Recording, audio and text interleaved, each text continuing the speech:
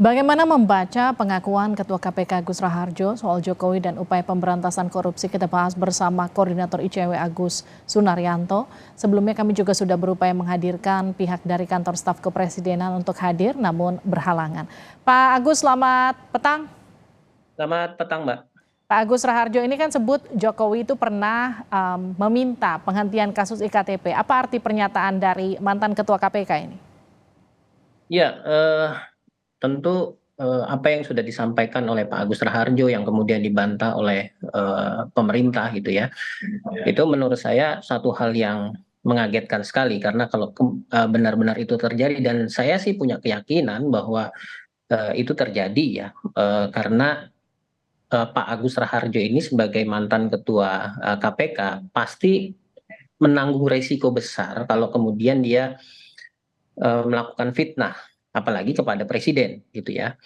Dan kalau kita lihat misalnya bantahan dari Arya Dwi Pangga misalnya itu kan lebih hal yang sifatnya normatif gitu, bahwa tidak ada dalam catatan tamu dan lain-lain, kan sebenarnya sudah disampaikan juga oleh Pak Agus Raharjo gitu bahwa dia diundang kelihatannya tidak secara formal karena hanya dirinya sendiri, biasanya dengan pimpinan yang lain, dan jalan masuknya pun lewat jalan masuk yang tidak biasa, yang tidak menghadapi misalnya kerumunan wartawan dan lain-lain. Jadi itu sebenarnya sebuah indikasi bahwa ada informasi yang luar biasa yang disampaikan Pak Agus Raharjo. Sekali lagi tentu ini adalah terkait dengan benar atau tidak hanya Pak Agus Raharjo yang tahu. Kita sebagai publik kan hanya menafsirkan bahwa kemungkinan benar gitu. Apalagi melihat fenomena-fenomena yang belakangan terjadi sampai kemudian terjadi revisi Undang-Undang KPK, kemudian ada eliminasi terhadap pegawai KPK termasuk penyelidik dan penyidik KPK lewat tes wawasan kebangsaan. Jadi ini kelihatannya memang dilakukan secara sistematis melihat bahwa kewenangan KPK yang berdasarkan undang-undang terdahulu 30 tahun 2022 itu punya independensi yang kuat karena memang diatur dalam undang-undang KPK yang lama, dalam melaksanakan tugas dan kewenangannya KPK harus independen dan harus bebas dari pengaruh apapun, kekuasaan apapun. Baik, seperti yang tadi sempat Anda singgung, Pak Agus, kan kemudian ini Istana sudah membantah ada pertemuan antara mantan pimpinan KPK katakanlah dengan Pak Jokowi. Istana kan menyebut revisi Undang-Undang KPK itu bahkan inisiatif DPR bukan pemerintah.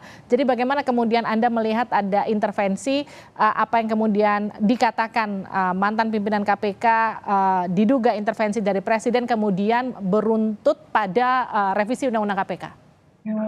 Dalam proses pembahasan undang-undang itu pasti ada kesiapan dari kedua belah pihak, walaupun itu adalah inisiatif dari DPR. Kalau pemerintahnya punya komitmen kuat terhadap pemberantasan korupsi, dia bisa saja bertarung di dalam atau bahkan menolak tidak melakukan pembahasan. Saya berikan contoh, misalnya rencana undang-undang perampasan aset yang itu bahkan sudah dibahas, sudah keluar surpresnya dari Presiden Jokowi untuk kemudian disampaikan ke DPR, ya sampai saat ini tidak ada pembahasan karena memang ada resistensi dari DPR sendiri untuk tidak membahas. Jadi saya pikir bukan soal ini inisiatif siapa, ini mau dibahas bersama atau tidak, dan pada prakteknya kan itu dibahas bersama dan lahirnya Undang-Undang 19 2019 itu gitu, yang bahkan menurut KPK ada sekitar 26 pasal yang melemahkan KPK, walaupun kemudian diajukan ke Mahkamah Konstitusi yang disetujui hanya setengah, mungkin hanya sekitar 5 pasal gitu.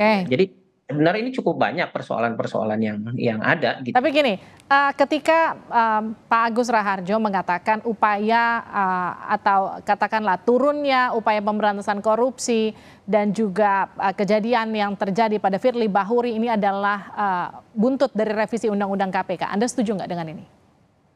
kami sangat setuju sekali dengan situasi tersebut dan kami sih melihatnya ya ini karena Pak Jokowi tidak lagi punya komitmen terhadap pemberantasan korupsi. Dia mungkin punya komitmen pemberantasan korupsi pada periode pertama saja. Ketika bicara di periode kedua, dia sudah menjelaskan bahwa saya tidak punya beban lagi. Yang kami pahami belakangan setelah Pak Jokowi menyatakan tidak punya beban lagi adalah ya tidak lagi punya beban bahkan terhadap KPK gitu. Yang punya komitmen Pak Jokowi lebih pada pembangunan infrastruktur, kemudian pembangunan IKN gitu ya, bagaimana proses-proses atau ambisi yang dilakukan Pak Jokowi ini tidak terganggu dengan kegaduhan yang dianggap kegaduhan mungkin dari yang dilakukan oleh KPK sehingga ya harusnya KPK memang harus bisa ditaklukkan menurut saya seperti itu. Oke, tapi kalau artinya ICW melihat komitmen pemerintah terhadap pemberantasan korupsi sekarang itu seperti apa?